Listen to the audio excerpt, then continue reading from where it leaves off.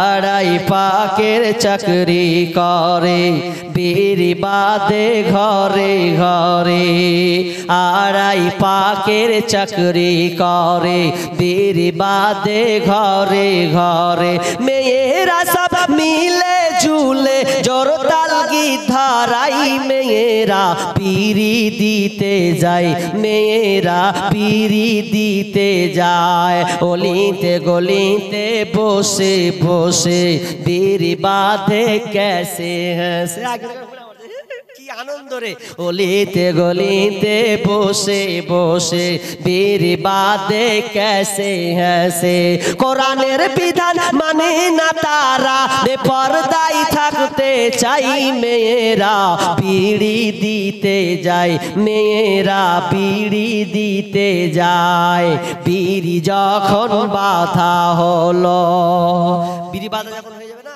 ছোট্ট একটা টুকরি নেবে চাঙ্গাড়ি বলেন তো চাঙ্গাড়ি চাঙ্গাড়ি বিড়ি যখন বাঁধা হলো কোটাতে বিড়ি সাজায় নিল আর ছোট একটি ওড়না নিয়ে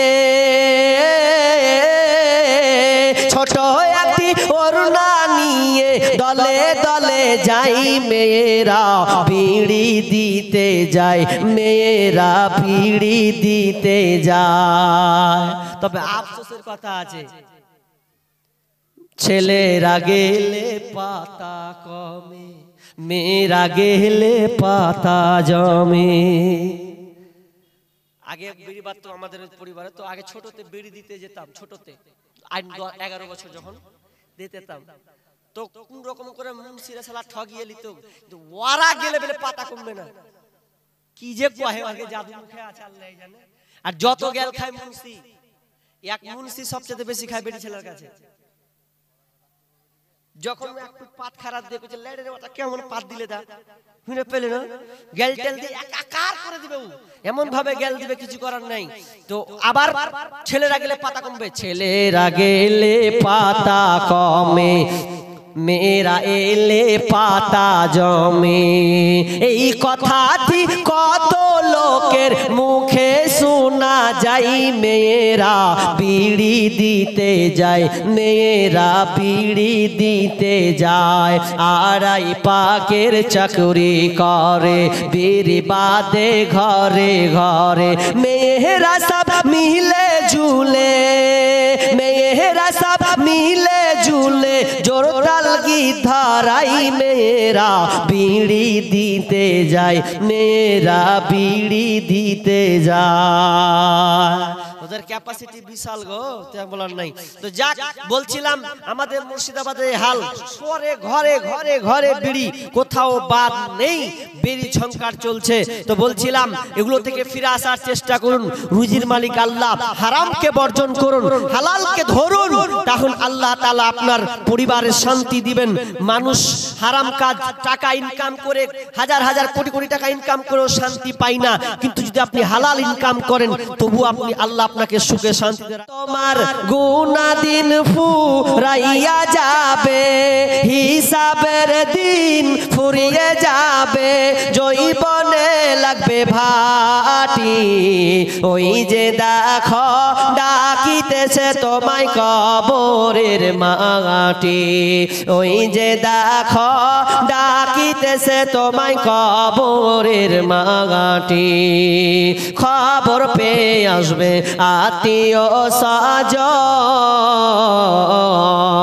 চারিপাশে বসে তারা করিবে মতো আপন হয় না তাহার তুলনা হায়রে আমার মা আমার জনম দুঃখী মা হায়রে আমার মা আমার জনম দুঃখী মা ছোট্ট থেকে বড় হলাম যেই মায়েরই কোলে সেই মা এখন ছেড়ে গেল আমায় কাফেলে ও মায়া মায়া কাফেলে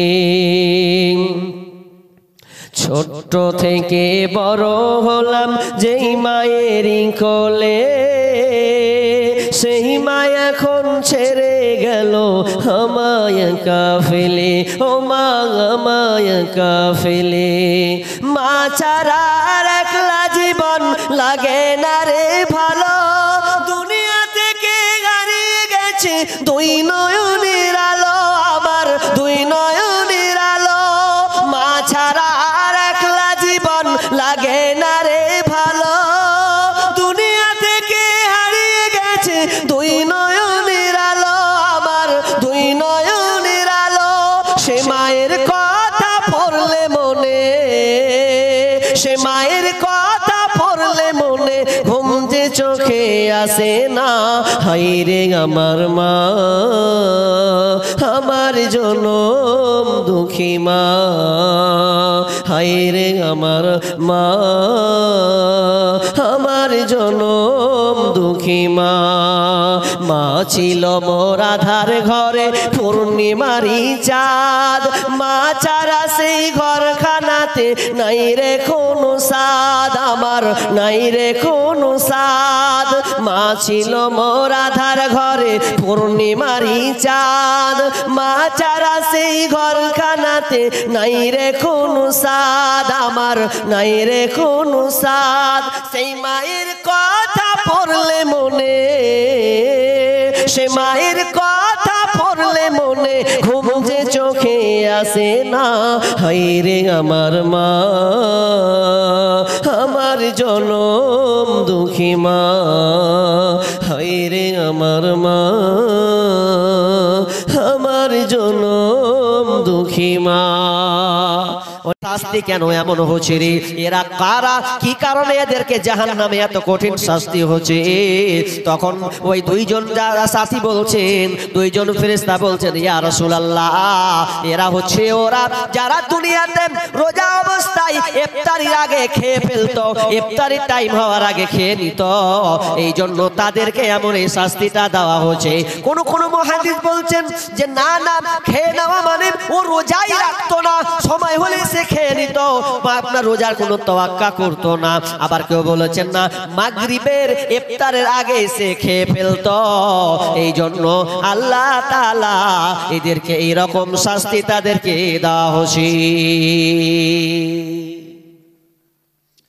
কত কঠিন গো, রোজা রাখবি না, 60 বছরের পাওয়ার, তো তোর পাওয়ার বের করে ছাড়বে, রোজা রাখতে হবে। মুসলিম দাবি করেছো, বুনিয়াল ইসলামু আলা খামস, শাহাদাতি আল্লা ইলাহা ইল্লাল্লাহ ওয়া আন্না মুহাম্মাদার রাসূলুল্লাহ ওয়া ইকামিস সালাতি ওয়া ইতাইজ যাকাতি ওয়াল হজ্জি ওয়া সাওমি রমাযান।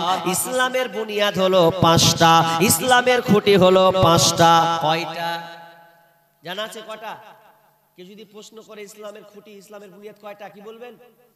5টা। ইসলামের খুঁটি স্তম্ভ 5টি।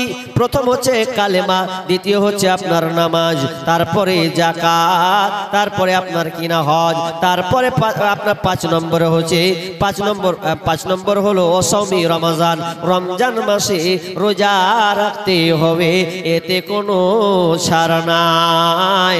তাহলে বলছিলাম ইফতারি করবেন, টাইমে ইফতার করতে হবে। 2টা মত যেহেতু, একটা মত আপনাকে নিলাম যে যখন সাহারির সময় হবে তাড়াহুড়া খুব করতে হবে না, আপনার টাইম হলে আপনাকে সেটা ইফতার করতে হবে। তো ইফতার যে তাড়াতাড়ি করা যাবে না হাজি, তো হাদিসে যা আছে, কি আছে? লা তাজালু উম্মতি বিখাইর মা আজালুল ইফতার, আমার উম্মত যত তাড়াতাড়িতে ইফতারি তাড়াতাড়ি করবে, আমার উম্মত যত তাড়াতাড়ি ইফতার করবে তত কল্যাণের মধ্যে থাকবে, তত ভালাইয়ের মধ্যে থাকবে। কেমন প্যাচ লাগলো এবার? হাদিস বলছে যে লা তাজালু উম্মতি বিখাইর, যে আমার উম্মত ইফতারি করতে যে যত তাড়াতাড়ি করবে তত ভালোর মধ্যে থাকবে। কথাটা কেমন একটু খুলে বলি, না হলে তো বোঝা যাবে না। মানে এই হাদিসের ব্যাখ্যাটা আমি বুঝেছি 2-3 বছর আগে থেকে বুঝেছি। কিভাবে বুঝেছি জানেন? অনেকে কি বুঝে জানি না, আমার ক্ষুদ্র জ্ঞানে বুঝা। মানুষ বৈকালে মা বোনেরা কি করে রান্না করা শুরু করে, কি করে না? করে তো। অনেক ছেলেকে আড্ডা, অনেক ছেলেকে দেখবেন ইয়ং ছেলে যারা এক সাইডে বসে দাঁতল মারে, করে কি করে না, 5-6 জন মিলে গল্প করে না এরকম? দাঁতল নেই বইকালে গল্প, কি হলো কি হলো, আমি মেলাক্ষণ থেকে আছি রে, ভাল লাগছে রে, কত করম কিছু কহে মানুষ, দাঁতল করছে। কিন্তু হাদিসের বাস্তবতা কি, যে ইফতারের সময় যেমনই হবে, যত তাড়াতাড়ি ইফতার করবে তত আমার কল্যাণ, আমার উম্মত কল্যাণের মধ্যে থাকবে, ভালোর মধ্যে থাকবে। তো তাড়াতাড়ি মানে কি এই যে টাইম হয়নি পাটাম করে খেয়ে নেবো এরকম? হাজি এরকম নয়। কেমন তাড়াতাড়ি? কথা অর্থ এটা হবে যে আপনি দাঁতল ঘুষছেন, তো মন আর কেমন হয়ে আছে, যাচ্ছি, ও দাঁত ঘুষতে আছে, ও যাচ্ছি, মানে এইরকম টাইমটা খুব আর 4-5 মিনিট আছে, তো ও দাঁতল ঘুষেই চলে গেছে। এটা এটা কিন্তু অলসতা, এটা কিন্তু তাড়াতাড়ি নয়। এটাকে আল্লাহ রাসূল বলছেন তাড়াতাড়ি মানে কি, তুমি রেডি হয়ে যাও, প্রস্তুতি হয়ে যাও, থালা নিয়ে বসো। অনেক খালাকে দেখবি ও রান্না করে এসেছে, তোকে তো কয়ে দাঁতল কর না, করছি রে, ও রেডি হয়ে চলে গেছে, টাইম 1 মিনিট আছে, ভাগ কখন করছে, ভাগ আমরা বিসমিল্লাহ, এরকম করে ইফতারি করবা। অনেকে আবার মা বোন দেখছি ও চুলহার গোড়াতে উজু মেরে দিয়েছে, ও তাড়াতাড়ি করে। কেন তোমার আগে উজু করা হবে না? আগে উজু করে নাও, উজু করে রান্নায় বসেছো, যদি মনে করো যে না আমাকে রাঁধতে হবে, তাহলে তুমি ওখানে খাবার নিয়ে বসে যাও। অনেক মা বোনকে দেখবেন আজান দিয়ে দিয়েছে, টাইম হয়ে গেছে, দুপুরে কইছে বিসমিল্লাহ। এটা তাড়াতাড়ি হলো? তাড়াতাড়ি মানে টাইম যেমন হবে, ধরুন আপনার একটা টাইম আছে ক্যালেন্ডারে 33, একটা আছে 32, যেটা 32 আছে ওটাই আগে খুলুন, আজানের অপেক্ষা নয়। আজান তো লেটও দিতে পারে, হয় কি হবে না? আর যে আজান দেয় ওকে দেখবেন খেয়া তারপরে কয় আল্লাহু আকবার, আল্লাহু আকবার, উদাই। আমরা যখন আজান দিই তখন আগে খেয়ে নিই, বিসমিল্লাহ কয় একটা খেজুর, তারপরে আজান দেওয়া স্টার্ট করি। তাহলে আপনি আজানের অপেক্ষায় অপেক্ষমান থাকবেন না। টাইম দেখতে পাচ্ছেন, ঘড়ি আছে, বিসমিল্লাহ করে খুলে দেন। সমাজে ভুল আছে কি, ইফতারের দোয়া কি জি ভাই জানা আছে? আল্লাহুম্মা লাকা সুমতু নাকি ওয়ালা রিজকা আফতারতু, কহেন না, মাইক এলান হয়, এটা সহি নয়, এটা বলা ঠিক নয়। যখন ইফতার শুরু করবেন তখন বলবেন বিসমিল্লাহ, বাস।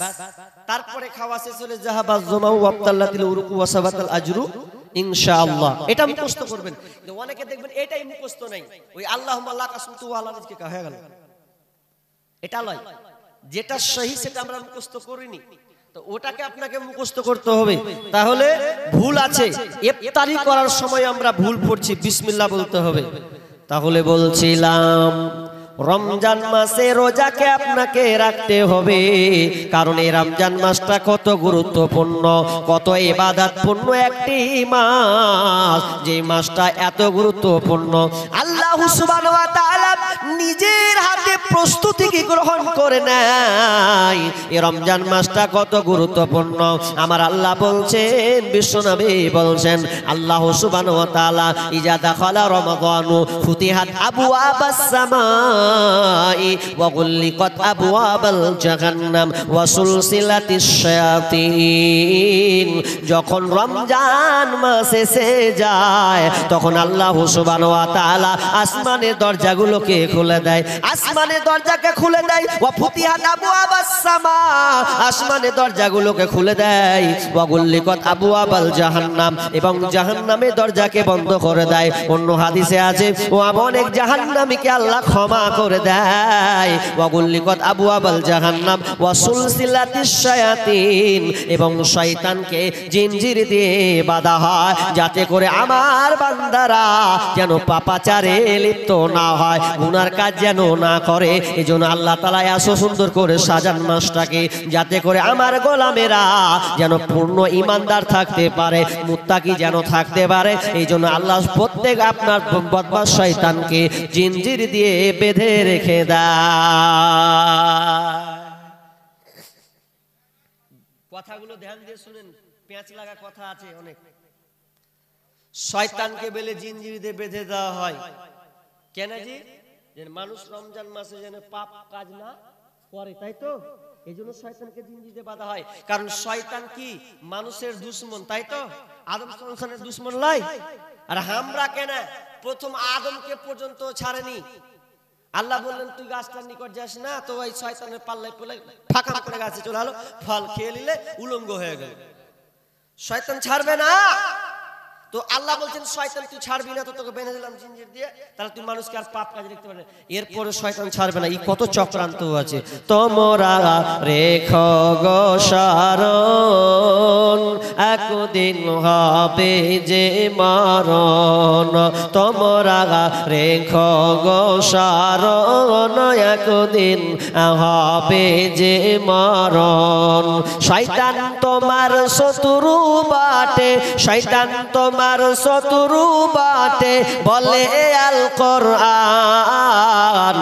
তোমরা রেখো গো শরণ, একদিন হবে যে মরণ। তোমরা রেখো গো শরণ, একদিন হবে যে মরণ। প্রথম নবী জান্নাতে ছিলেন, সঙ্গিনী হাওয়াকে পেলেন। প্রথম নবী জান্নাতে ছিলেন, সঙ্গিনী হাওয়াকে পেলেন। চক্রান্ত করিয়া শয়তান খাওয়াইল কান্দাম। তোমরা রেখো গো শরণ, একদিন হবে যে মরণ। তোমরা রেখো গো শরণ, একদিন হবে যে মরণ। তাহলে শয়তানকে বাঁচতে হবে। এই জন্য আল্লাহ সুবহানাহু ওয়া তাআলা আমাদের জন্য কত স্পেশালিটি রেখেছেন, যে রমজান মাস আসবে, আমার উম্মাত আমার উম্মাতিরা, আমার বান্দা আমার বান্দিরা, নবীর উম্মাত উম্মাতিরা যাতে এই রমজান মাসে পাপ না করে, এই জন্য আল্লাহ শয়তানকে জিঞ্জির দিয়ে বেঁধে দেয়। এরপরে দেখবেন সকাল 8টা হলে কোন দিক না কোন দিক দিয়ে ধোঁয়া বের হচ্ছে।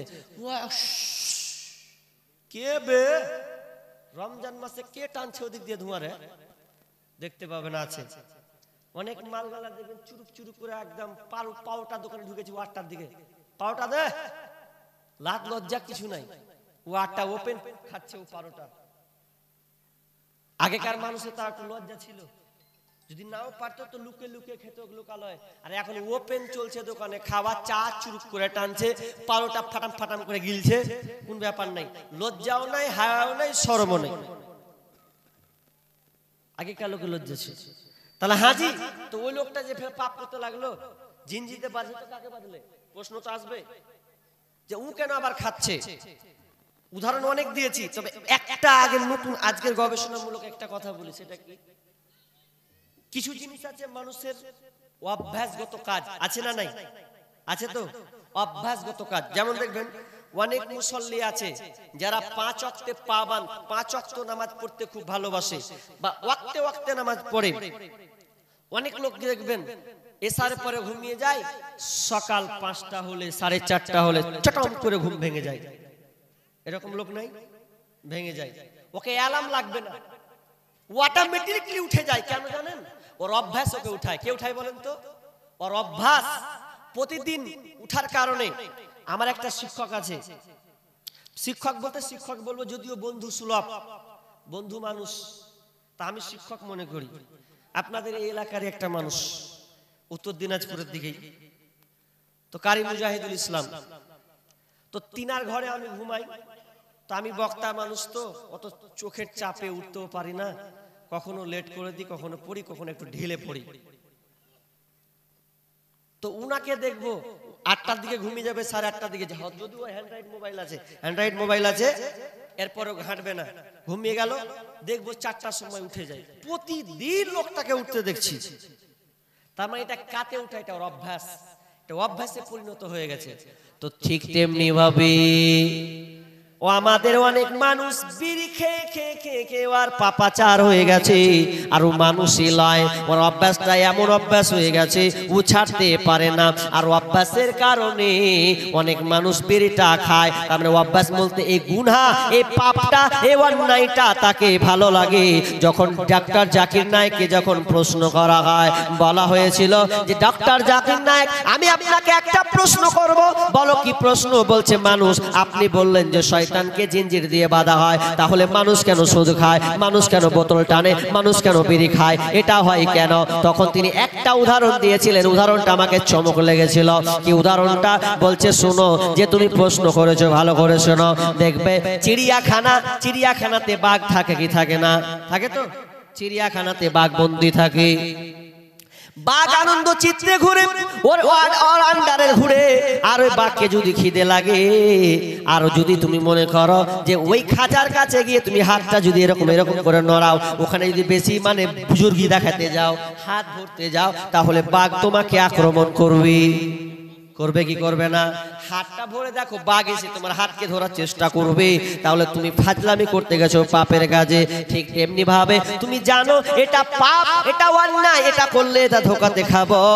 এই জন্য অনেক লোককে দেখবেন এই জন্য সে পাপ কাজটা লিপ্ত হয়। আর যদি মনে করে যে এটা অন্যায়, এটা যাবো না, আজকে রমজান মাস পেয়েছি, বিরত থাকার চেষ্টা করব, এই সংকল্পটা যদি তার কাছে থাকে, তাহলে সে কোনোদিন পাপ কাজ করতে পারে না, পারে না।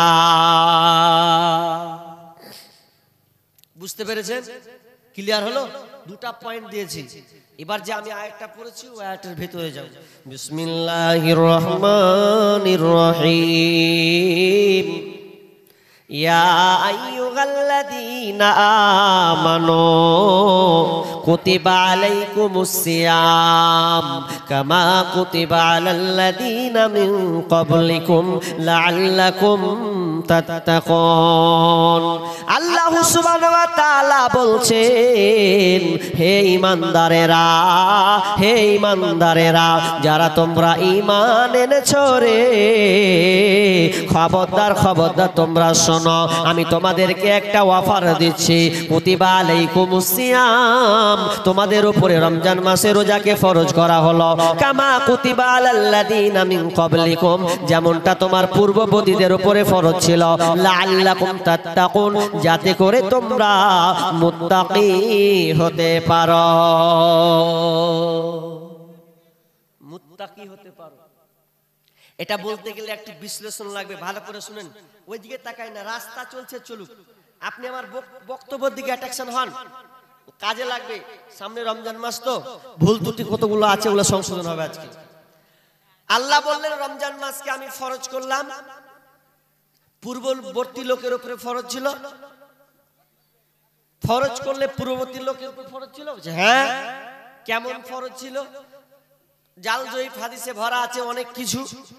তবে দাউদ আলাইহিস সালামের যুগে একটা করে রাখতো, একটা করে ছাড়তো, একটা করে রাখতো, একটা করে ছাড়তো, মানে 12 বছরই রোজা ফরজ ছিল। আর আমাদের এই রমজান মাসের রোজা 4টা ধাপে শুরু হয়েছে। কটা ধাপে বললাম? 4টা ধাপে। 4টা ধাপে রমজান মাস শুরু হয়েছে। একটা ধাপ, বিশ্বনবী প্রথমে যখন মক্কায় ছিলেন তখন তিনি সালাসাতা আইয়াম, প্রত্যেক মাসে 3টা করে রোজা রাখতেন। মানে প্রথম ছিল অভ্যাস, আল্লাহ তাআলা অভ্যাস করাতেন, প্রত্যেক মাসে 3টা করে সিয়াম পালন করতেন, সাহাবীরাও রাখতেন। প্রথম একটা অভ্যাস, মানে রমজান মাস ফরজ হচ্ছে তো দেখেন তার 4টা পর্যায়ে আসবে। তো এটা একটা গেল। নাম্বার 2 নম্বর হচ্ছে যে রমজান মাস ফরজ, মানে যে এটা আসার ধাপ আশুরায়ে মুহররম। যখন তিনি মক্কা থেকে মদিনা চলে গেলেন, তা ইহুদিরাকে দেখছে যে ওরা আশুরায়ে মুহররম 10 তারিখে রোজা রাখছে। 10 তারিখ রোজা। বিশ্বনবী বলছেন তোমরা কিসের রোজা রাখছো বুঝলাম না, একটু খুলে বললে তো হয়। ওই তারা ইহুদি না সেই ইহুদিরা বলছে আমরা এই জন্য রাখি যে নবী মুসা আপনার এই দিনে জালেমদের হাত থেকে, ফিরাউনের হাত থেকে আল্লাহ তাদেরকে নিষ্কৃতি দিয়েছেন, নিরাপত্তা দিয়েছেন, রক্ষা করেছিলেন। এই দিনে তারা বিজয় লাভ করেছিলেন। তো এই জন্য তার শুকরিয়া আদায়ের জন্য এই আশুরায়ে মুহররম অর্থাৎ 10 তারিখে রোজা পালন করা হয়। বিশ্বনবী বললেন আরে তোমরা যদি ইহুদি হয়ে তোমরা যদি সিয়াম পালন করতে পারো, রোজা রাখো, তাহলে আমরা তো আরো নিকটে, কারণ নবী ভাই ভাই, আর এরা তো আমরা আরো নিকটে, তাহলে আমাদের হকটা বেশি। এই জন্য আমরাও আশুরায়ে মুহররম 10 তারিখ রোজা রেখে দিলাম। তখন সাহাবীরা বললেন ইয়া রাসূলুল্লাহ তারাও তো 10 দিন রাখে, আমরাও 10 দিন রাখি, আপনি তো বলেছেন যে তাদের বিপরীত করতে, তাহলে আমরা কি করব? তখন বিশ্বনবী বললেন ওরে পৃথিবীর মানুষ, আমার সাহাবীরা শোনো, যখন আপনার কিনা সামনে বছর আসবে 9 কিংবা 11 তারিখ, 9 অথবা 11 তারিখ বিরোধিতা করার জন্য রাখবো, তিনি রাখতে পারেননি, মারা গিয়েছিলেন। তাহলে আশুরায়ে মুহররম, এই আশুরায়ে মুহররম হয়েছে 10 কিংবা 11 তারিখ, তাহলে 2টা সিয়াম আমাদেরকে পালন করতে হবে। সাহাবীরা 2টা করে পালন করলেন, সাহাবীরা 2টা করে পালন করলেন। এবার পালন করার পর 2টা পর্যায়ে গেল। নাম্বার 3 নম্বর একটা আয়াত নাজিল হয়েছিল। কি আয়াতটা ছিল? ওয়ালাল্লাযীনা ইউতিকুনাহু ফিদিয়াতুন তুআমু মিসকিন, যেটা আমি আয়াতটা পূর্বে পড়েছিলাম যে তোমরা রোজা রাখবে রে, তবে তোমরা তোমাদের ইচ্ছা মতন রোজা রাখবে। তার মানে কেউ যদি বলো রোজা রাখবো না, তোমাদের মাপ ছাড় মর্জি, তোমাদের ব্যাপার। তবে যারা রোজা রাখবে না মনে করছো, তারা যেন প্রত্যেক দিনের বিনিময়ে তোমরা মিসকিনকে খাওয়িয়ে দেবে। এরপরে 3টা ধাপ হলো, অনেকে রাখতো অনেকে রাখতো না। যখন লাস্ট ফাইনাল যখন 185 নম্বর আয়াত অবতীর্ণ হয়ে গেল, শাহরু রমাদানাল্লাযী উনজিলা ফীহিল কুরআন হুদাল লিন-নাসি ওয়া বাইয়িনাতিন মিনাল হুদা ওয়াল ফুরকান ফামান শাহিদা মিনকুমুশ শাহরা ফালইয়াসুমহু। আল্লাহ বলছেন তোমরা রমজান মাস পেয়েছো, সকলকে রোজা রাখতে হবে, আর তোমাদের কাউকে ছাড় দেওয়া হবে না। শাবান মাসে, দ্বিতীয় হিজরি শাবান মাসে এটা রোজা কমপ্লিট হয়ে গেল।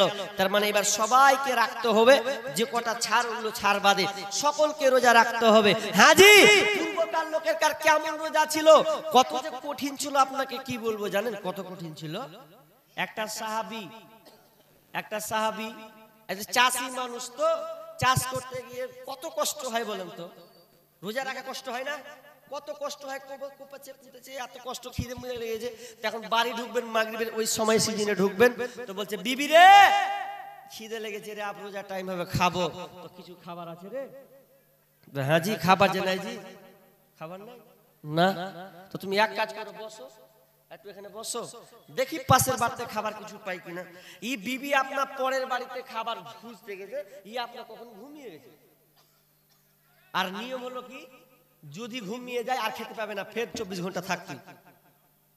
এক তো খাবার কত কষ্ট, যে খাবার আছে কি দেখ, ও খাবে কি, আর খাবার পেলো না, তো হঠাৎ করে চোখে ঘুম চলে এসেছে, যেমনি ঘুমেছে বিবি কইছে ইয়ে ছি ছি ছি, কি করলা, তোবা তুমি ঘুমিয়ে গেলা, আর খেতে তুমি যে পাবে না, ফের আবার কাল ঘুরিয়ে তুমি খেতে পাবে। কত কষ্ট। আমি বললাম সিয়াম কাকে বলা হয়? সুবে সাদিক থেকে নিয়ে সূর্যাস্ত পর্যন্ত খাওয়া পান করা, বিবি মিলন করা, আপনার গর্হিত কাজ অন্যায় কাজ থেকে বেঁচে থাকার নাম হচ্ছে সিয়াম। কিন্তু সেই সময় সাহাবীদের যুগে কেউ রাতে পর্যন্ত স্ত্রী মিলন করতে পেত না। যদি স্ত্রী মিলন করে দিত তাহলে ওটা আপনার গুনাহের পর্যায়ে চলে যেত। তা এত নিকৃষ্ট একটা কাজ ছিল। আল্লাহ নিষেধ করেছেন যে তোমরা যারা রোজা রাখবে শুনে নাও, তোমরা বিবির সঙ্গে দিনে তো পাবে না, রাতেও স্ত্রী মিলন তোমরা করতে পাবে না। কিন্তু হঠাৎ করে উমারের সময়ে এই কাজটা হয়ে গেছে। বিশ্বনবীকে বলছেন ইয়া রাসূলুল্লাহ, রাতের সময় স্ত্রীর সঙ্গে শুয়েছিলাম, একসাথে শুয়েছিলাম, আর এর মধ্যে আমাদের স্বামী স্ত্রী মিলন হয়ে গেছে।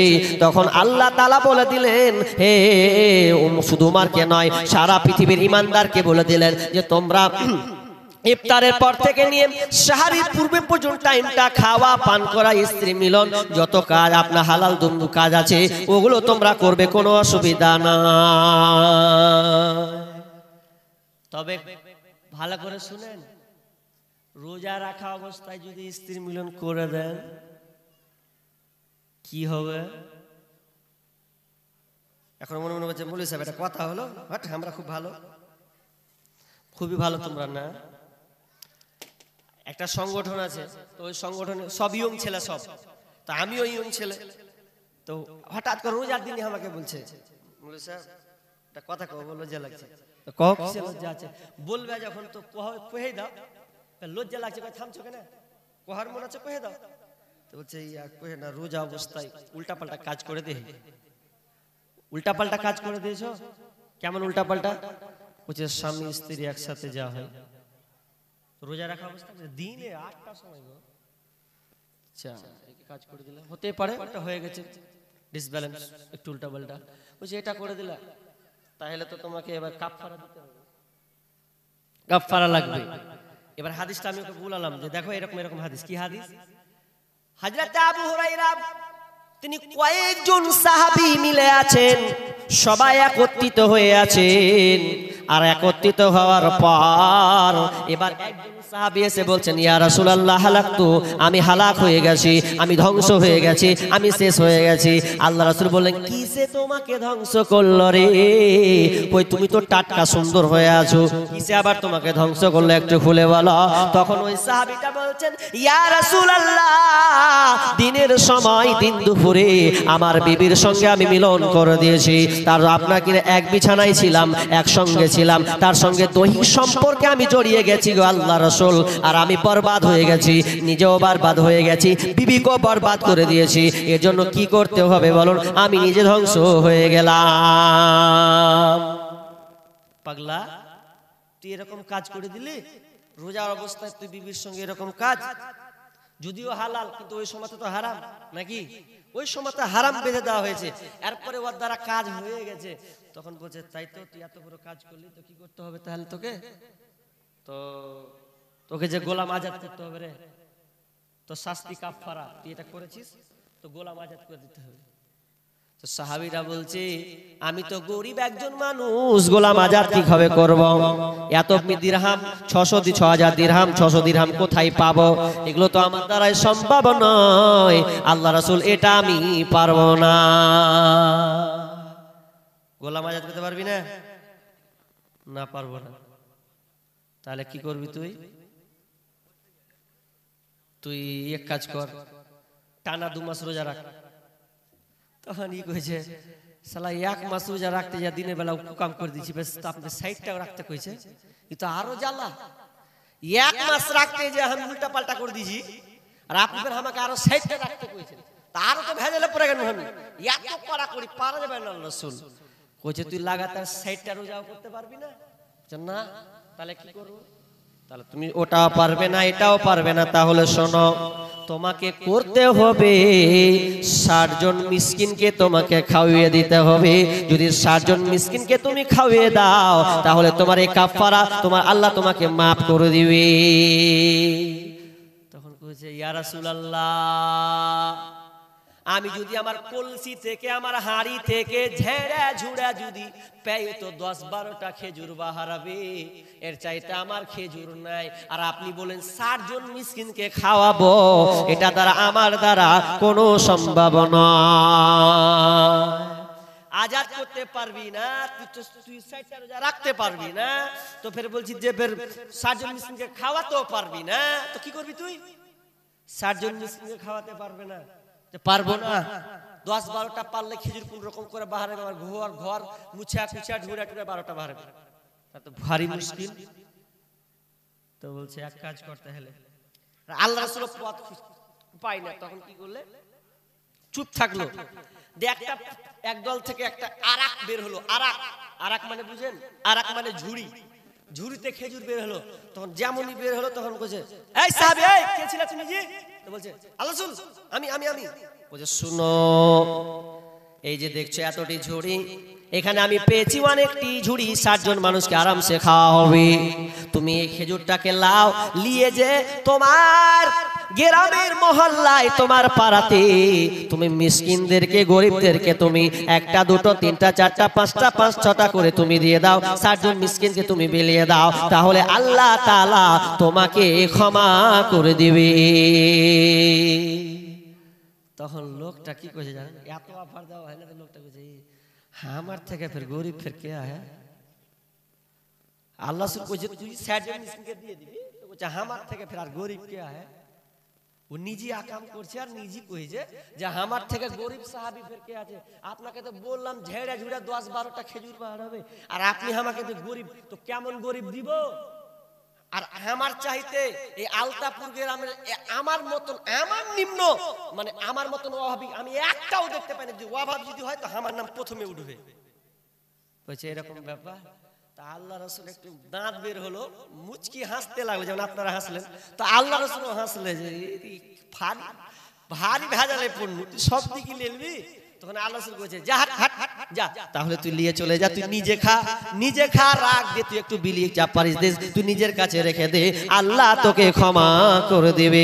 তাহলে এই হাদিস থেকে বুঝতে পারলাম, যদি আপনি কোনো কারণে রোজা অবস্থায় যদি স্ত্রী মিলন হয়ে যায়, ব্যতিক্রম যদি হয়ে যায়, হতে পারে স্বাভাবিক ব্যাপার, তবে আপনি লজ্জিত নয়, লজ্জা করা চলবে না। আপনাকে কাফারা স্বরূপ আপনাকে দিয়ে দিতে হবে, দিয়ে দিতে হবে। 60 জন মিসকিনকে দিতে হবে, আর 60 জন মিসকিনকে মানে 101 কিলো করে যদি দিতে হয় তাহলে 75 কেজি বার হবে। আর 75 কিলো যদি আপনার চাউল বের হয়, এই 75 জন লোক মিসকিন এটা হক রাখে খাওয়ার।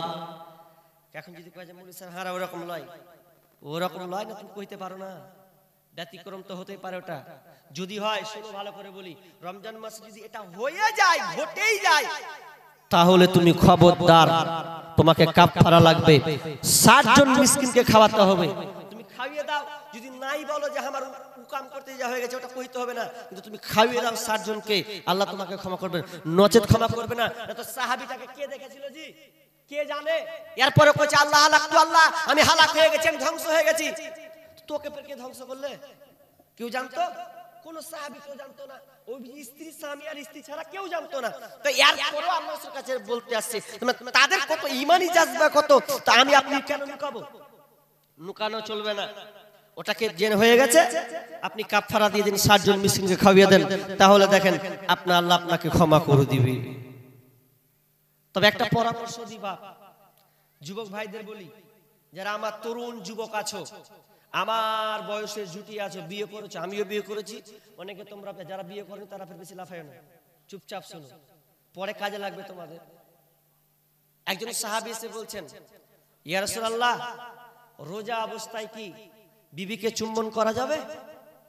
কিস করা যাবে? তোকে বলছে না, হট না, এটা করা যাবে না। আর একজন এসে বলছে, ইয়া রাসূলুল্লাহ, রোজা অবস্থায় স্ত্রীকে চুম্বন করা যাবে না? হ্যাঁ যাবে। হাজি একজনকে বলে যাবে, আর একজন কইছে যাবে না, দুরকম হয়ে গেল। তো এখানে একজন বলছে কি ব্যাপার, আপনি ওকে বললেন যাবে আর একে বললেন যাবে না, তো কারণটা কি? তখন তিনি বললেন, যেই যুবকটা বলেছিল ইয়ং টকবকে যুবক, তিনি প্রশ্ন করেছিল, ইয়া রাসূলুল্লাহ, বিবাহ করার সময় কি স্ত্রীকে কি চুম্বন দেওয়া যাবে কিনা, আদরে চুম্বন দেওয়া যাবে কিনা? তখন বলেন না, এই জন্য দেওয়া যাবে না, তুমি একজন যুবক আছো, হতে পারে ওটার কারণ দিয়ে যদি তোমার শুরু হয়ে যায়, তোমার যদি উত্তেজনাটা বেড়ে যায়, তাহলে তুমি নিজেকে কন্ট্রোল করতে পারবে না, আর কন্ট্রোল না করতে পারলে তুমি রোজাকে ভেঙে দেবে। এই জন্য তুমি স্ত্রীর কাছ থেকে আলাদা থেকে যাও। বৃদ্ধ প্রশ্ন করেছো, ওটা বয়স্ক লোক ছিল, ও বলছে তুই চালিয়ে লেগা, তোর অসুবিধা নাই।